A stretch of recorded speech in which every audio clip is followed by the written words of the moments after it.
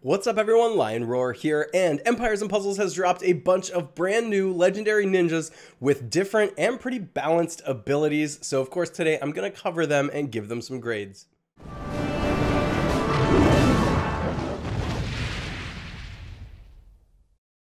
But first, download Bloodline Heroes of Lithus, a mobile RPG action fighting game where you can marry your champions to create new and unique hybrids. Use the link in the description to start with some free stuff, including gold and diamonds. And I'd be honored to have you join my server so you can play alongside me. Simply click on your profile, settings, then change your server to S462. See you hopefully soon. Alright, so we're going to see today if the brand new legendary ninjas can keep up with the pace of power creep in Empires and Puzzles. This portal is already kind of outdated and it's still coming out with new heroes, but if the heroes are powerful enough to match the other events that are currently coming out, then is it really out of date? It just means that you have the chance to summon some heroes that are stronger than other ones. Obviously, the new ones would be more powerful than the old ones. But is that actually the case? If these heroes are on par with the old heroes, then that's a problem for the new heroes. Makes it not worth summoning. But if they're more powerful than the old heroes, then that means that in the portal you're going to have a chance of summoning a lot of poorer heroes. So let's take a look at them and see, and then you can decide for yourself if it's worth summoning. But first we have Serandite, a 5-star fire hero, and fire is the name of the game with this hero. We'll see when we look at the special. Barbarian class, and of course part of the ninja family, which I'm only going to read once, but take this into account because the ninja family bonus does play into some of the specials that we're going to see. So there's a bonus for 2 or 3 heroes, 5% or 10% chance to dodge normal attacks and special skills, and a 5 or 10% chance to counterattack with 60 or 90% of the damage received.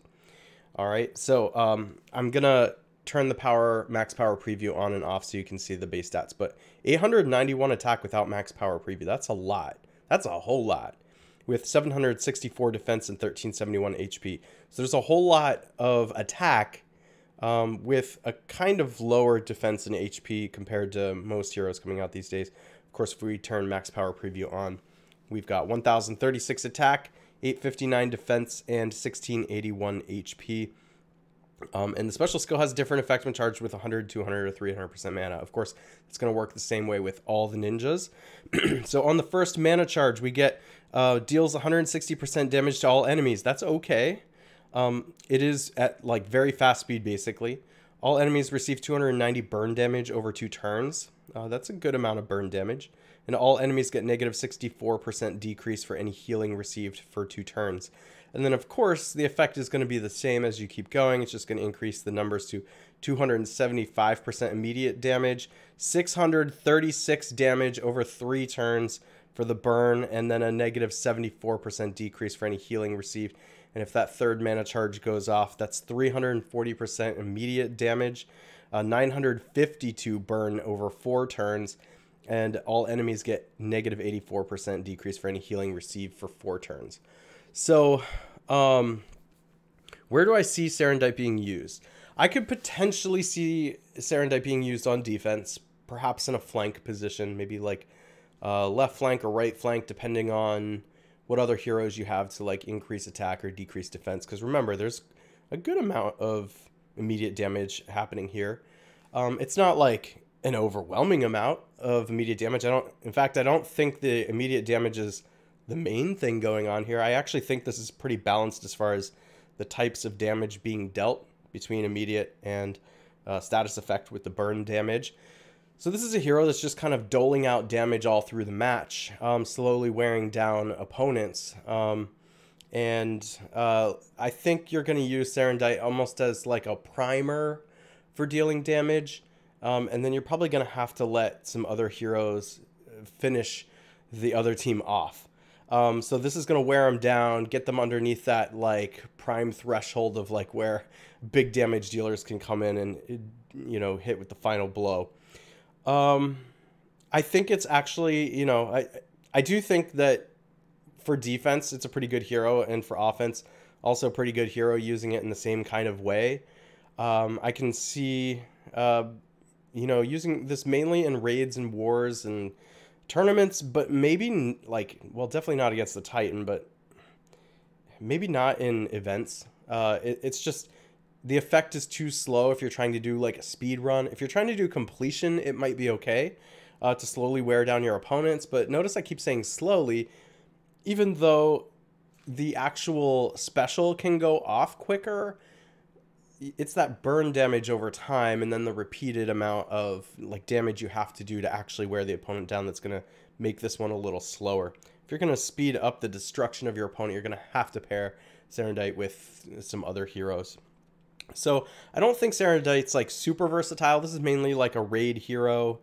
And so for that reason, I'm going to give Serandite a B+. And I think it's a good hero. I think Serandite would probably make it onto maybe my like third or fourth offensive war team or something like that. I would potentially rate Serandite just a little bit higher as a defensive hero. But I can't say, you know, for certain whether this is an offensive or defensive hero. It just depends on how you're going to use it and synergize with it. Next up, we have Amethyst, and I am loving this art. Very good. 5-star purple hero of the sorcerer class. Not one of the better classes, but it's fine. You know, what that means is since it's not one of the better classes, you should have a lot of emblems available to load it up. And then, of course, you got the Ninja Family bonus here as well. Turning max power preview off for a moment. That's 844 attack, 782 defense, and 1454 HP. So this is a more balanced type of hero than the last one as far as stats go, but the attack is still a bit higher than the defense and HP. And then if you turn max power preview on, we get 967 attack, 933 defense, 1758 HP. Assassins in the Night is the special. So on the first mana charge, deals 200% damage to all enemies. That's a good amount of damage. Summons a Ninja Assassin Fiend for all enemies. The Fiends damage its target with 59% attack every turn. I will tell you what, Fiends are quite hard to get rid of. Like, you need to have an actual healer on your team, and it kind of defeats the purpose of the healer, right? And so if you're facing off against Amethyst, it is just really hard to deal with Fiends like this. And I think Fiends, when they first came out, I kind of underestimated the effect they were going to have, but they really stymie a team from being able to survive. So if you have other big hitters coming in too, and you can keep the opposing team from healing and that kind of thing, then it really makes it likely that you're going to be able to pull out a win and pretty quickly too. So then the last part of the charge, of course, says the Ninja Assassin Fiend absorbs healing. It disappears after absorbing a healing amount equal to 32% of its target's max health. So that's what I was talking about with the Fiends. All the Fiends are the same in that they absorb the healing that occurs. You know, you can get this Fiend to go off at basically very fast speed. This is actually kind of a scary effect, but Amethyst isn't going to like win the game for you on something like this. Let's take a look at the improved numbers for each charge, and then we're going to talk about where this hero is going to be useful. So at the second mana charge, you get 275% damage to all enemies. My gosh, that's a lot. And then the Fiend damages its target with 75% attack, and then absorbing healing equal to 50% of its target's max health. Then in the last charge, 355% damage to all enemies. That's so much. That is so much.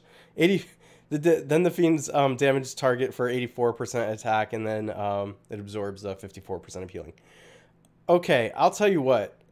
This is a lot of just straight up damage that's happening. This is a scary hero. This is a really scary hero, especially on defense, and you could definitely use this on offense too. But that's a lot of damage being done at every charge for the amount of mana that's going into it. And since Fiends are so hard to get rid of and it's stymieing the other team's healing, it's making it more likely your team is going to win. Like I said at the beginning, Amethyst is not going to win the game on her own, but she is going to make it very, very, very likely that your other heroes bring it home. She's like an ultimate type of like offensive support hero in that sense. Like, she is supporting the rest of what your offensive team is doing. So I think she would be good on defense. I do tend to like the ninjas better on offense in most cases, just because you get to control the charges more, you know, like you can choose to go with the first charge. If you're like, I need to get a special in fast and you need this effect and you need them to have the fiends, then go for it, you know? But if you can save up and you want to get a really big hit, you can do that too. So I do like this one for offense. I do like it for defense too. Similar to what we were talking about before, though, this isn't probably going to be a great hero for the Titan or tournaments. I think will be good, but not events necessarily. Just again, because it's kind of slower with the fiends, but that's a lot of damage that's being dealt. So this is a more appropriate hero if you're somebody who doesn't have a whole lot of heroes to choose from as far as legendary ones. You could actually take a hero like this in an event because of the amount of damage that's being dealt straight up. Just straight up. And especially if the event has a healer on the other side of the board and you're going for completion, this is a great hero. But like if you're going for quickness and speed, maybe that too. I don't know. She just deals a lot of damage. So I like her a lot. I think Amethyst is an A. I think she's going to be so hard to deal with and does a lot of damage. So I think, you know, really the only area I don't think she's useful is the Titan, and you could conceivably use her everywhere else, although she's going to be best in war and raids and tournaments. And next up, we have probably one of the most interesting ninjas in this particular portal, and that is Oniwakamaru, who is a 5-star ice hero of the monk class. Again, not one of the better classes. What that does mean, though, is hopefully you have some emblems sitting around for it to pump up those base stats. Ninja family bonus, of course. Max power preview is off. That's 714 attack, which is not high, but I don't think it needs to be high for this one. 867 defense, that is very high, and works really well with the special we're going to look at in a moment. And 1602 HP is also extremely high, and the max power preview isn't even on yet. I would go shield path on this one, by the way. If we turn max power preview on, that's up to 800 attack, 1034 defense, and 1907 HP. Standing Fortress is the special. At the first mana charge, boosts health of the caster by 390. And we know boosted health is good. It's always good. It's always been good. Boosted health can exceed max HP. So not only is the defense high, but you can be boosting that HP way above 1907. The caster gets Taunt that prevents enemies from using special skills on the caster's allies for 2 turns.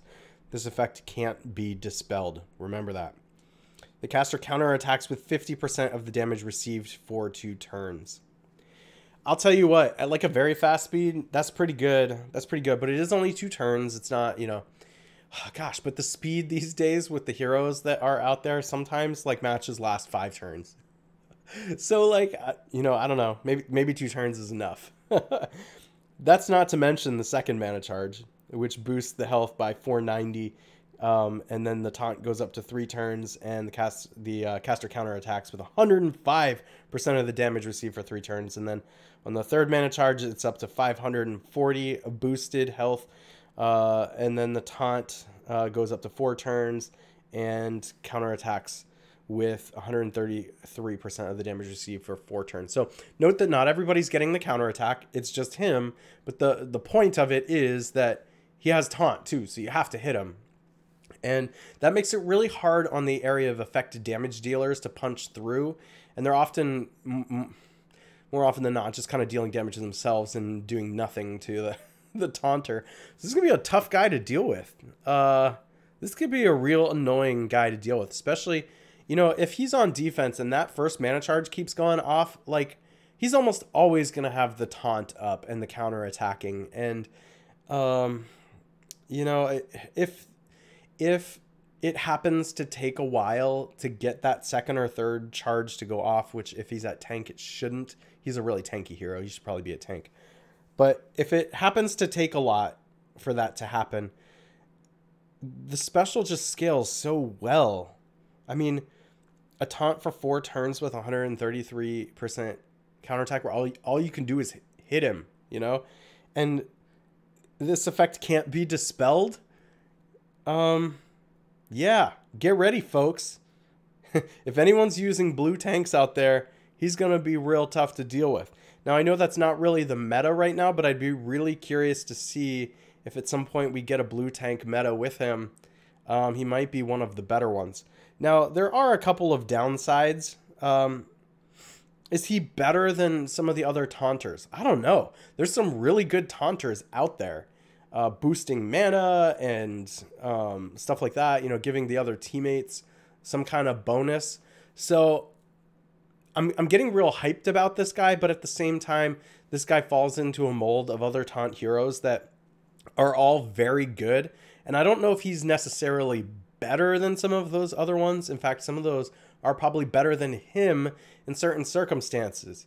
But if those other heroes are some of the best heroes in the game for defense and rated probably an A, that doesn't make it any less likely for him to be an A if he's that good, right? So I think he's another great taunt hero, and I would go as far as to say he's actually probably more of an offensive taunt hero than a defensive one.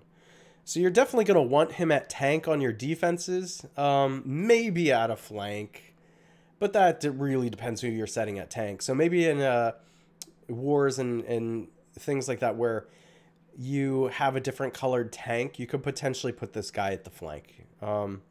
I did that with Krampus for a long, long time, by the way. But I think you can use him more on offense as far as taunt to protect the rest of your heroes.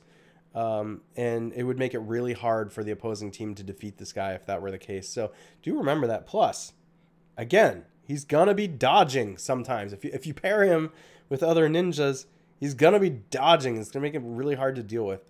So I think he is an A.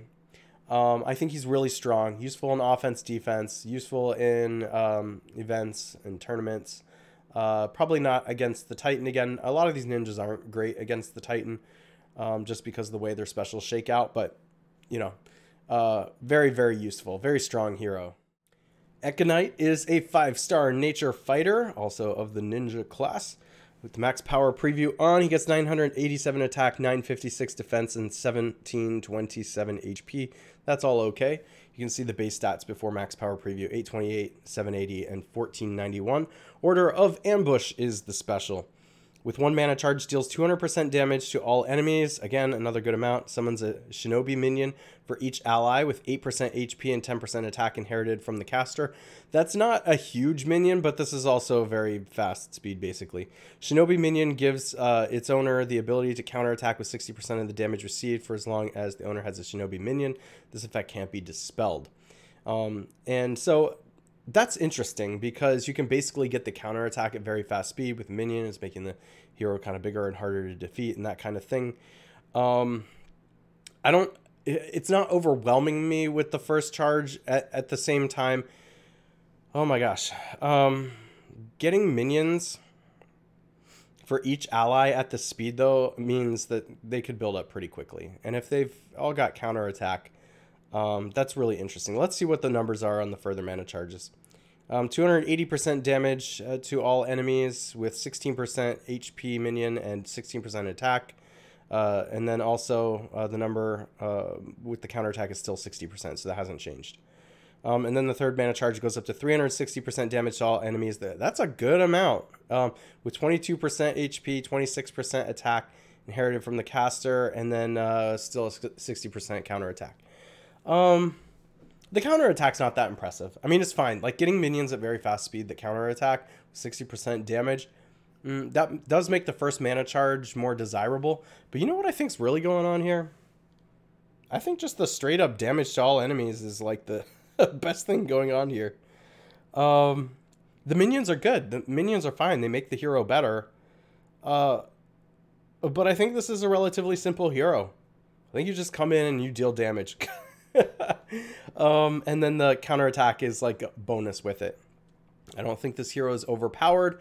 I think because it's a ninja with this type of mana charge structure, again, probably a little better for offense than defense, but still absolutely useful in defense. In fact, because of the way this is happening as far as, you know, everybody getting a minion and counterattacking and things like that, I again could see this as like another maybe flank hero. It's not going to be useful as a tank, but if you're stretched, then you could potentially put it at tank to try and get it to go off quicker and give everybody counter attack. And it is going to be an annoying hero. Like, this is one that will nickel and dime you and will probably keep coming back to life. And again, don't forget the ninja effects over here. It could potentially be dodging and stuff like that.